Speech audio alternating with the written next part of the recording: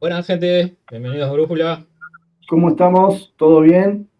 Nuevamente en Brújula Libertaria tenemos al doctor Fernando Dotti, su columna La Eterna Vigilancia, y hoy vamos a hablar de individualismo e igualdad ante la ley, un tema que propuso Fernando traerlo aquí a Brújula, y vamos a hacer un poco de filosofía, vamos, va a ser él, ¿no? Pero este, un poco de filosofía política, y bueno, les pedimos que quédense porque va a estar muy interesante. Fernando. Pablo, Fernando, ¿cómo andan? Bueno, un gusto saludarlos. Hola a los amigos de Brújula. Bueno, la idea hoy era un poco conversar sobre algunos de los pilares en los que se asienta el liberalismo y creí oportuno hablar sobre el individualismo y la igualdad ante la ley. Dos pilares que frecuentemente y habitualmente se prestan para distintas interpretaciones, tanto el individualismo como la igualdad, pero conceptos que se han distorsionado de una manera que han, sobre, que han abierto desastre y cualquier cosa. Pero, ¿me escuchan bien ustedes? Porque creo que se cortó ahí. Se cortó un poquito, sí. No sé si las juristas están mirando Netflix o. Ok, no, ya está todo Dale. previsto eso. Bien.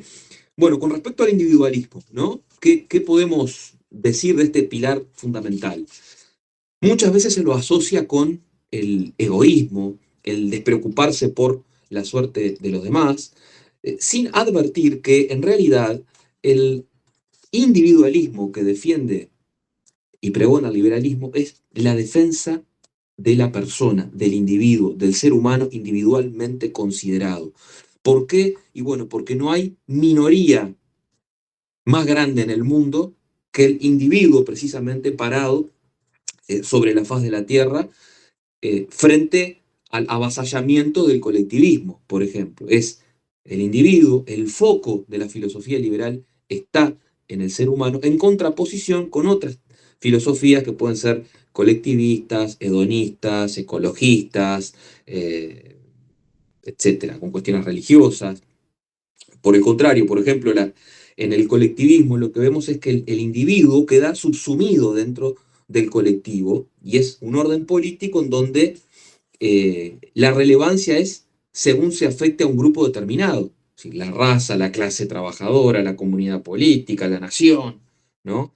Adentro de las variantes de los colectivismos tenemos el fascismo, el nazismo, el comunismo, que tanto daño han hecho a la humanidad, ¿no? Y bueno, que se han cargado con tantas vidas de seres humanos, lamentablemente. Pero eh, el individualismo puede coexistir perfectamente con distintos grupos. Es perfectamente compatible con el derecho de asociación. Yo el otro día conversaba con un conocido que, bueno, que está muy lejos de nuestra tradición de pensamiento, pero me decía, bueno, ¿y qué pasa, por ejemplo, eh, con los movimientos de cooperativas de vivienda? ¿No? ¿Qué pasa con una asociación civil? Eso es colectivismo, me decía. Bueno, no, claramente no lo es.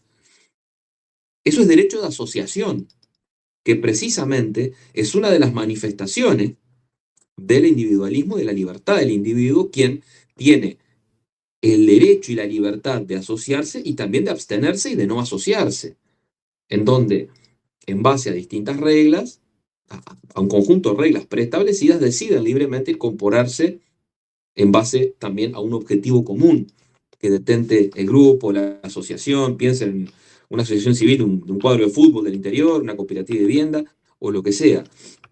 Eh, pero esto hay que también desterrar, digamos, el concepto de, o separarlo, mejor dicho, del individualismo con el egoísmo, ¿no? Es decir, esa suerte de desinterés por el resultado de la vida del prójimo. Hay un libro de Ayn Rand que se llama precisamente La virtud del egoísmo, en donde reivindica de alguna manera esto que venimos hablando, el individualismo, ¿no? El poner el foco en la persona, en sus derechos y en su posición frente al mundo. Pero tan importante es este concepto, y está tan distante de lo que se le pretende atribuir como egoísmo y desinterés por los demás, que miren lo que decía Adam Smith, que era un filósofo moral, antes que economista, en su libro La teoría de los sentimientos morales, que su primer libro es anterior a La riqueza de las naciones. Arranca de esta manera el libro. Por más egoísta que se pueda suponer al hombre, existen evidentemente en su naturaleza algunos principios que le hacen interesarse por la suerte de otros y hacen que la felicidad de estos le resulta necesaria, aunque no derive de ella nada más que el placer de contemplarla. Me parece que es una buena cita que pone de manifiesto de qué va todo esto. Y es precisamente lo que decía, es la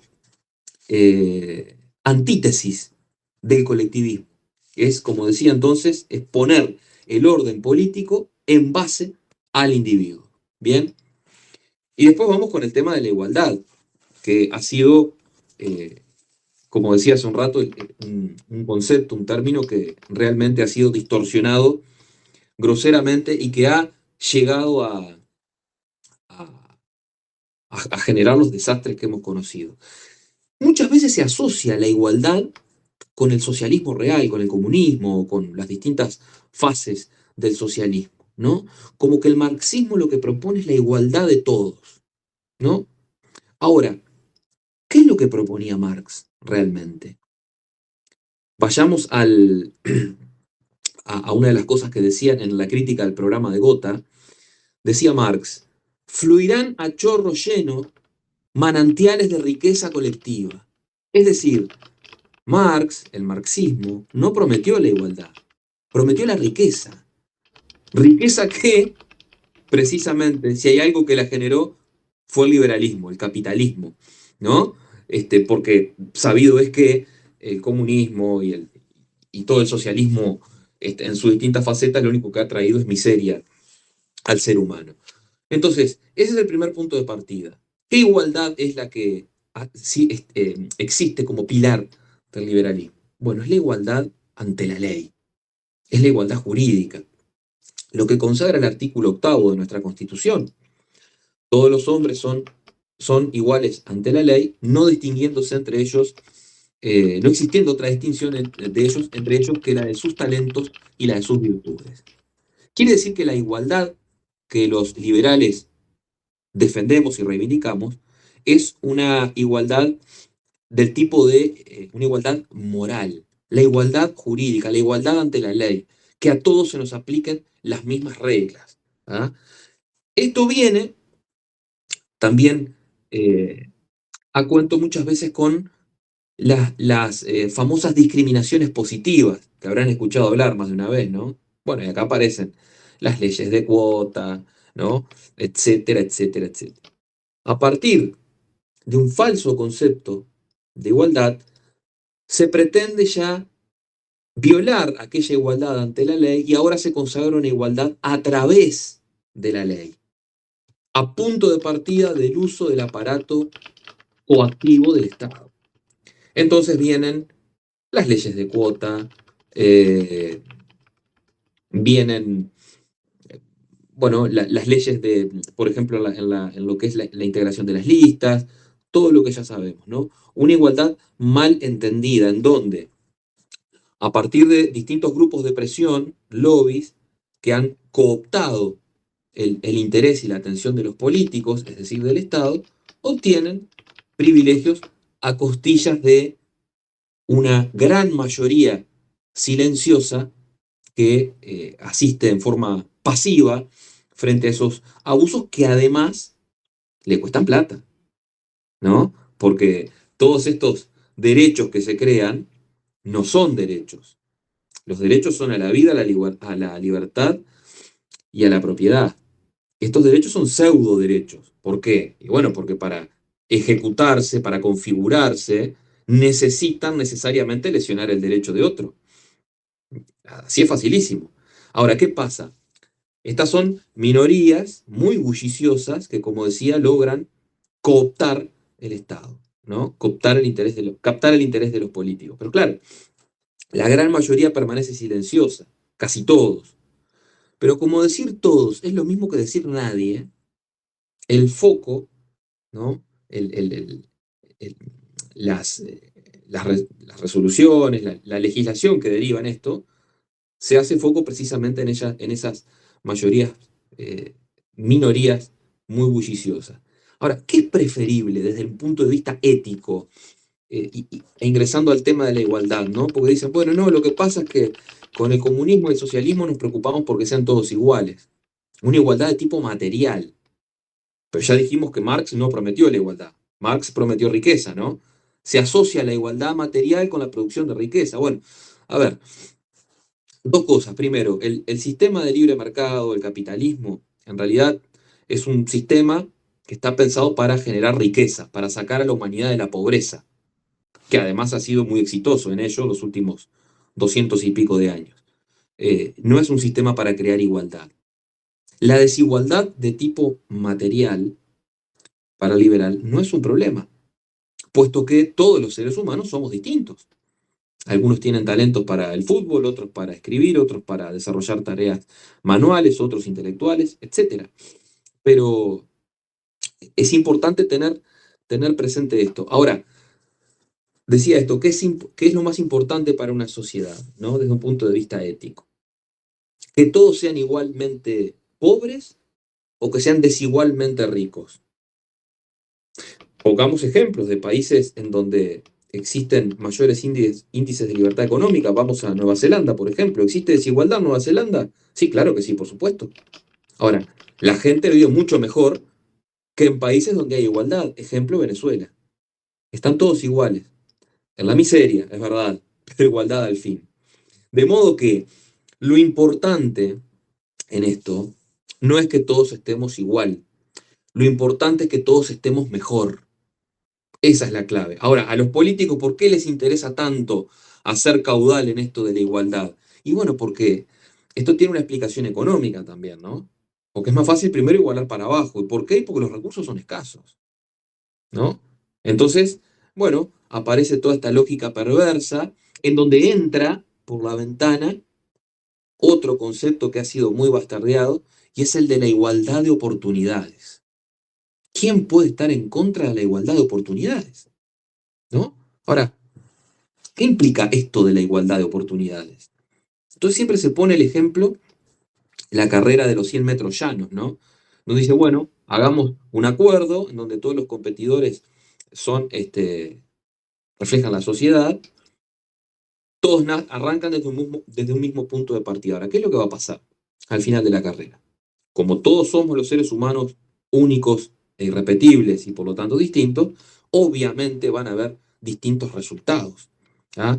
Algunos llegarán antes que otros porque tienen mejores talentos, otros mejor resistencia física, otros entrenaron más, otros entrenaron menos, algunos se va a lesionar, se duele un tobillo, algunos se acalambra. Es decir, bueno, y al final de la carrera, obviamente, van a existir desiguales resultados. Ahora, para que haya igualdad de oportunidades, ¿qué hacemos? ¿Tenemos que lesionar el acuerdo inicialmente arribado para volver a arrancar desde el punto de partida de cero nuevamente? Eso sería injusto, sería lesionar el derecho de otro. ¿Cómo aplicamos el concepto de igualdad de oportunidades, por ejemplo, en una familia eh, donde sus padres son bilingües? Ese niño va a tener desde la cuna prácticamente dos idiomas, va a dominar. Va a estar en desventaja con la mayoría de los niños, los compañeritos de su clase. ¿Qué pasa? ¿Y cómo hacemos para que haya igualdad de oportunidades?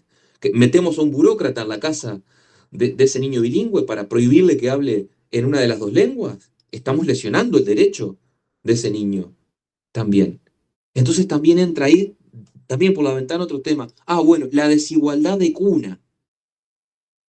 Bien, puede ser para algunos la vida le puede resultar más fácil que a otros. Ahora, pero una cosa es que hayan situaciones que sean moralmente indeseables y otras cosas que sean injustas.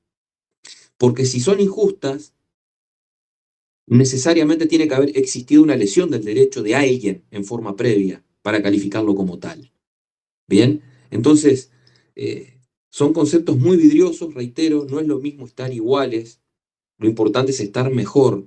Y los liberales lo que defendemos es que no importa la desigualdad, lo importante es que todos estén mejor. Lo importante es que haya sociedades desigualmente más ricas y no igualitariamente pobres, como sucede en Venezuela, en Cuba, Corea del Norte. Eh, eh, es, a ver, hay otro ejemplo que también pone el profesor Venegas Lynch. Dice, bueno, vamos a aplicar el concepto de igualdad de oportunidades al tenis. Quiero jugar un partido contra Djokovic, que es un crack. ¿Y cómo hago para que haya igualdad de oportunidades? Le tengo que quebrar una pierna al hombre, atarle una mano, y seguramente me gana igual. Pero si hago eso, voy a estar lesionando su derecho. ¿Para qué? Para generar un pseudo derecho para mí, para lograr esa falacia de la igualdad de oportunidades. Reitero, hay que mejorar las oportunidades y no igualarlas. Es un tema que ha traído grandes discusiones y que ha llevado a grandes tragedias para la humanidad, ¿no? Voy haciendo una pausa por acá, Pablo, Fernando, los escucho si quieres. Sí, es un tema que en lo personal me gusta discutirlo, hablarlo, pero yo creo también que estas ideas surgen a raíz de la envidia. Me parece que todo surge a raíz de la envidia. Cuando ven un tipo que le va bien, como que se lo quiere hinchar para abajo, si tiene mucho hay que sacarle. Una idea que yo lo he visto trabajando. Una vez estaba en una obra y pasa un Ferrari, ¿no? Ferrari rojo, terrible máquina, y uno de los que estaba ahí, dice, ¿qué HDP? Yo me mato trabajando 8 horas y si no me puedo comprar un auto de eso. ¿Entiendes? Ahí salta la envidia. Y después otros dicen, lo que pasa es que la plata está mal repartida. Entonces, como ahí entramos en eso de que la culpa siempre es del otro que tiene mucho, ¿viste? Y si vos defendés eso, ¿viste? Es como que sos el típico obrero de derecha alcahuete que, que va contra su propia clase, que no tiene empatía, que no entiende de justicia social. ¿Cómo que le dicen? Justicia de clase, ¿no? ¿Cómo es? Tiene una frase que ellos usan mucho, este, pero que no somos iguales. La gente tiene que entender eso. Y como bien decías tú, uno mira el ranking de economía de países libres económicamente, donde están Singapur, Nueva Zelanda, Irlanda, Suiza. Capaz que Fernando lo puede buscar, el ranking de países más libres económicamente, y después tú miras los países donde se vive mejor, y son esos países, ¿viste? Donde la persona más pobre vive 7, 8 veces mejor que las personas pobres de los países que no tienen libertad económica. Entonces, claro, la clave es eso, de que estés en un lugar donde tú te puedas desarrollar y según tus fuerzas, tus ganas, va a llegar que te permita desarrollarte. En un país cerrado como Uruguay, siempre va a estar con un sueldo promedio, ¿viste? Cosas así, ¿no? Si vas a Nueva Zelanda a trabajar, te va a ir completamente distinto, va a notar un cambio. Sí, sí. Ahora, hagamos este ejercicio para compartir con los amigos que nos están viendo, ¿no? Es decir, bueno, imaginemos una sociedad en donde el 10% de la población concentra el 90% de la riqueza, ¿no? Y el restante 90% de la población se reparte el 10% de la riqueza restante. Ahora, pensemos por un momento que a ese 100%, al total, le aumentamos todo, a los más ricos y a los más pobres, le aumentamos los ingresos por 1000. Va a seguir habiendo desigualdad, claramente, pero van a estar todos mucho mejor. Ahora, y vuelvo al ejemplo que ponías, Pablo, del auto, que me encantó, porque es así. ¿Qué pasaría en la situación inversa? Es decir, ¿qué pasa si le sacamos las grandes fortunas a los grandes millonarios del mundo para que la gente viva mejor? Yo este tema lo traté en mi libro, En la eterna vigilancia. En abril del 2021, el empresario que tenía más dinero en Uruguay, según la revista Forbes, estaba evaluada su fortuna en 3.300 millones de dólares. Bien, acá me voy a permitir leerles brevemente un párrafo porque haciendo números, poniendo esto en números, creo que se puede entender el concepto. Si dividimos la fortuna de esta persona que vive en Uruguay entre los 3 millones de habitantes, a cada uno de nosotros nos tocaría la suma de 1.100 dólares. Esta suma dividida entre los 12 meses del año implicaría que cada uno de los uruguayos reciba por mes durante un año la suma de 91,66 dólares. Esto seguramente en forma momentánea va a mejorar coyuntural y brevemente la vida de todos, porque de la nada te aparecen 100 dólares por mes, bueno, alguna cosita puedes hacer. Ahora, producto de haberle confiscado la riqueza a la persona con mayor fortuna, ¿no? Esto sería, ¿usted cree seria y razonablemente que el problema de la pobreza se puede solucionar de esta manera? Miren, como dato adicional, el gasto público en el año 2020 per cápita en Uruguay fue de 5.677 dólares.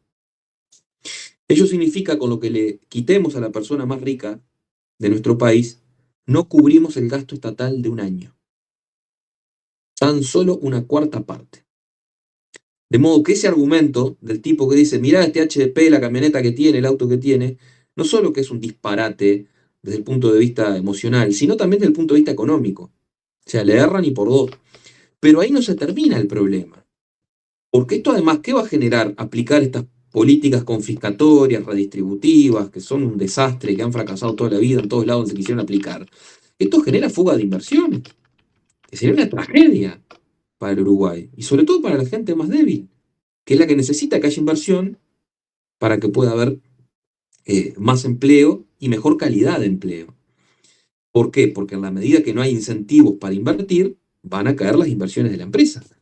O sea, no se trata de redistribuir mejor, la riqueza no se redistribuye ni se distribuye, la riqueza se crea y se gana.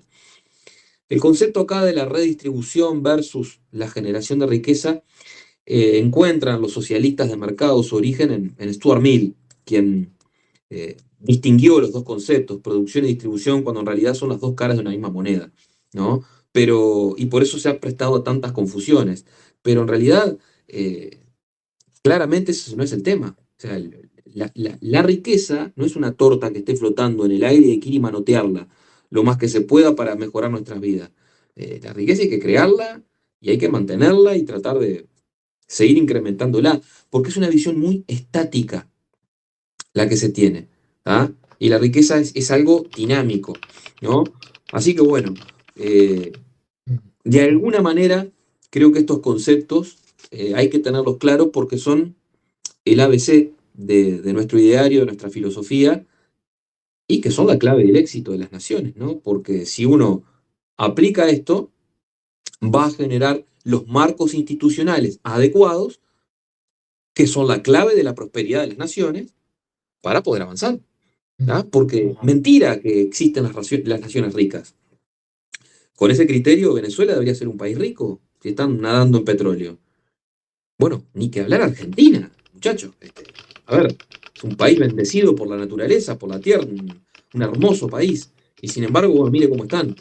¿Por qué? Porque las ideas, en definitiva, y por eso es tan importante discutir estos temas, las ideas son el motor del mundo y las ideas que tenga una sociedad en un determinado contexto histórico es lo que va a determinar sus marcos institucionales. Y los marcos institucionales son la clave de la prosperidad de las naciones. Si no, ¿cómo se explica que los cubanos que se van de la isla, de la cárcel, dispuestos a que se lo coman los tiburones, a solo 145 kilómetros de distancia les va bien y son exitosos? ¿Cuál es la explicación? Son los marcos institucionales. De un lado hay socialismo y del otro lado hay... Una linda comparación histórica que se puede hacer con eso es el paralelismo entre Cuba y Taiwán. O sea, son dos islas en dos extremos distintos del planeta. Una eligió comunismo y la otra eligió capitalismo. Y 60 años después, Taiwán domina el 50% del mercado de chips del mundo. Es una de las economías más vibrantes y más ricas del planeta. y Cuba le tiene que pedir ayuda de favor a la ONU para no morirse de hambre porque no tienen pan.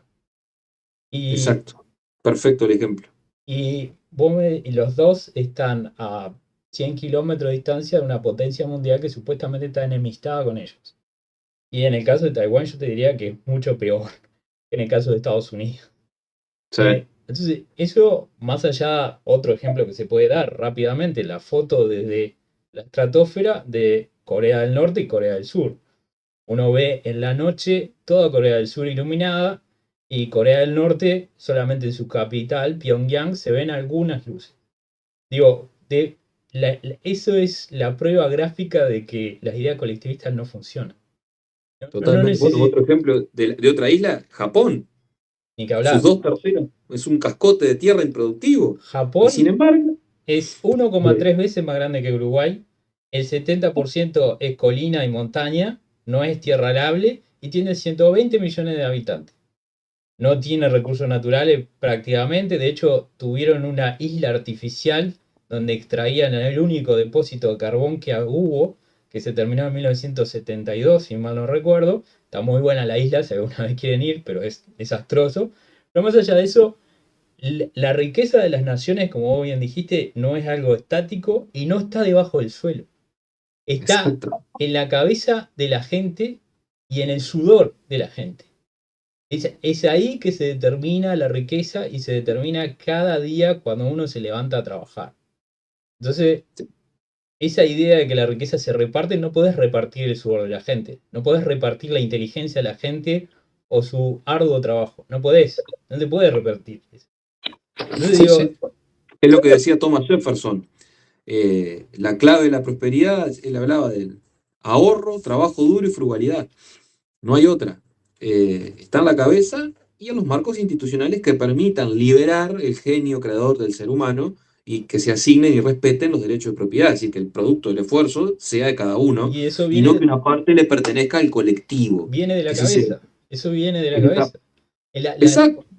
La libertad de uno poder pensar y ganarse su propio y pensar sus propias maneras de negociar es lo que termina determinando el destino de las naciones. Y, entonces es algo que los colectivistas no pueden razonar, no pueden entender, porque para ellos siempre hay un factor externo que determina el nivel de vida que ellos tienen. Y eso va al punto que decía Pablo del ego, la, los celos y el egoísmo y la forma de codiciar lo que tienen los demás que tiene el colectivista. La envidia es la emoción y sentimiento principal sobre la cual construyen toda su estructura de ideas que sostienen su mundo. Entonces, eso explica cómo llegan al mal diagnóstico del problema, porque no quiere decir que los comunistas no quieran solucionar problemas. Yo creo que sinceramente los quieren solucionar. Sin El problema duda. es que tienen un mal diagnóstico del problema, porque basan toda su estructura de pensamiento en una emoción maligna, que es la envidia. Me parece que podemos debatir 2 horas, pero el resultado es ese. Y como Esto Mises ya lo demostró a principios del siglo XX, ¿no? Es decir, es un imposible económico el comunismo. Es un imposible económico. ¿Por qué? Porque su fundamento primario es destruir la propiedad privada, y sin propiedad privada no hay sistema de precios, y sin precio no hay cálculo económico posible. Por lo tanto, están condenados al fracaso. Fin de la historia. Ya está. No pueden competir. No pueden salir a la cancha. Son un desastre. A propósito de Mises, esto que tú decís, Fernando, lo trata en su libro La mentalidad anticapitalista, que está muy bueno, se los recomiendo a los amigos que nos siguen, que quizá en otra columna podemos comentarlo y hablar de esto, porque es precisamente lo que tú bien decías, lo que ahí plasma Mises, ¿no?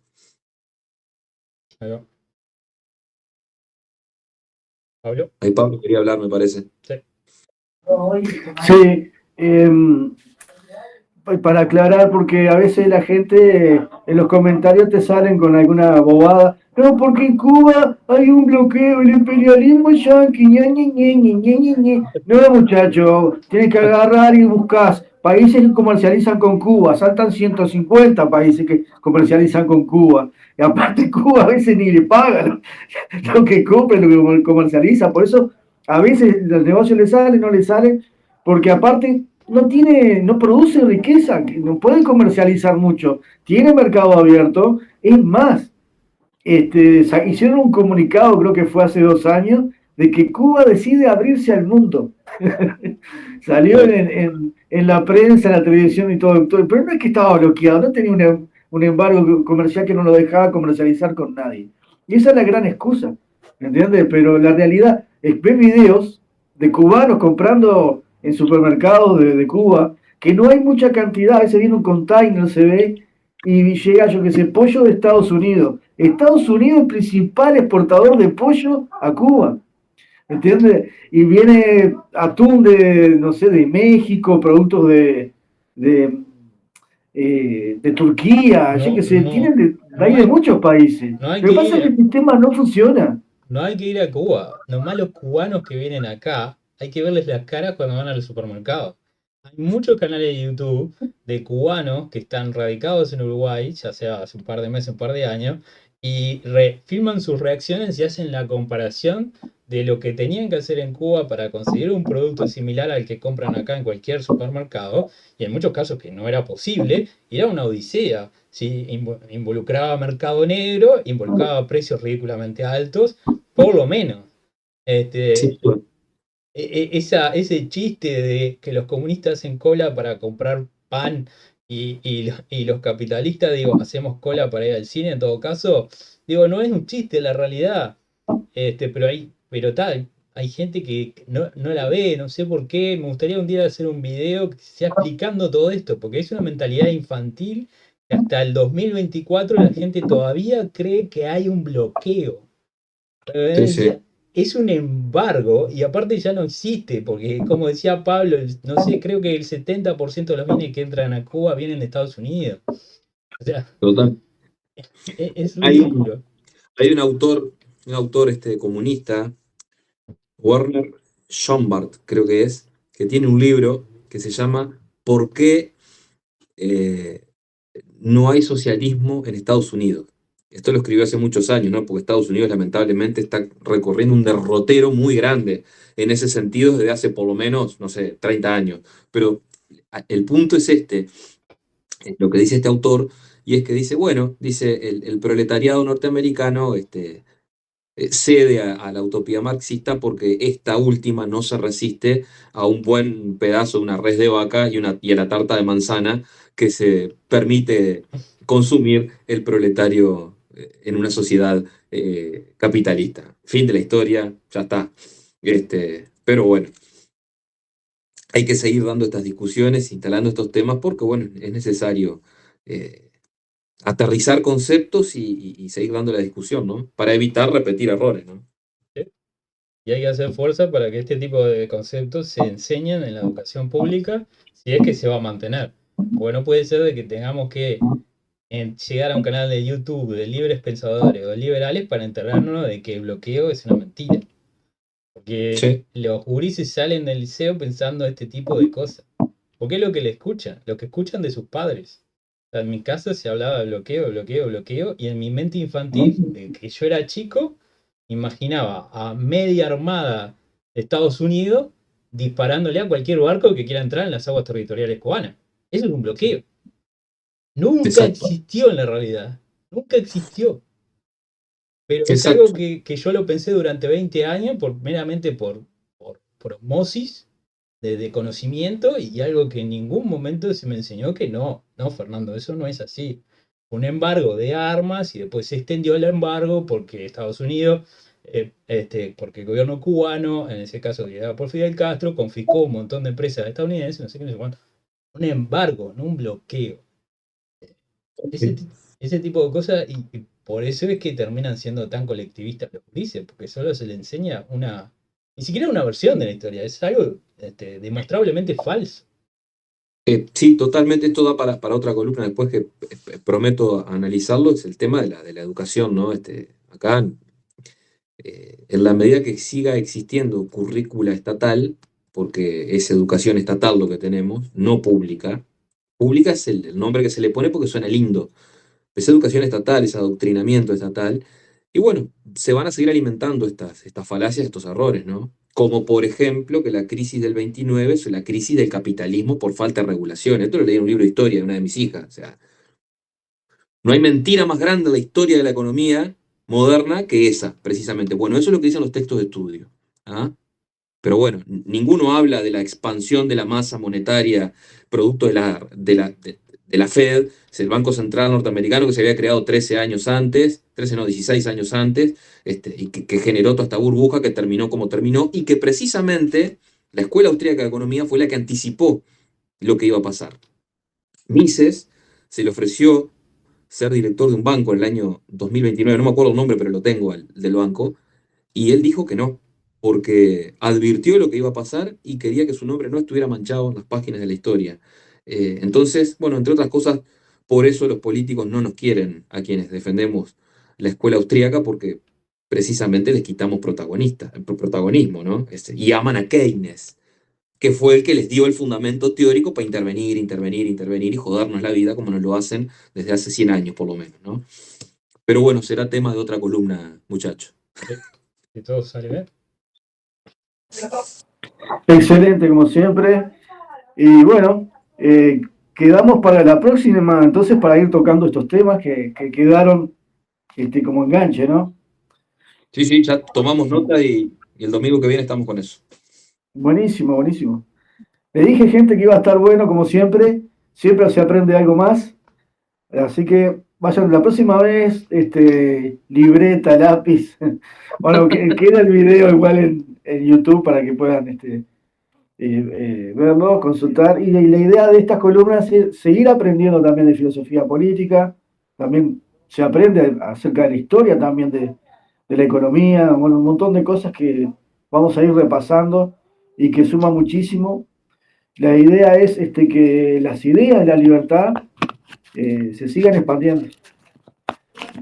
Fernando, muchas gracias. Es posible un futuro mejor. Ese futuro Claro. existe si es liberal. Escuchen Viva la libertad. Vamos arriba. Vamos.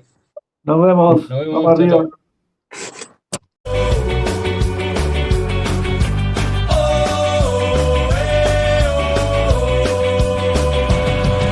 Brújula libertaria, vaya fama que has ganado. Te hallamos en YouTube, un canal recomendado. La murga trae satiras a jugar y a desbordar. Con vídeos e ideas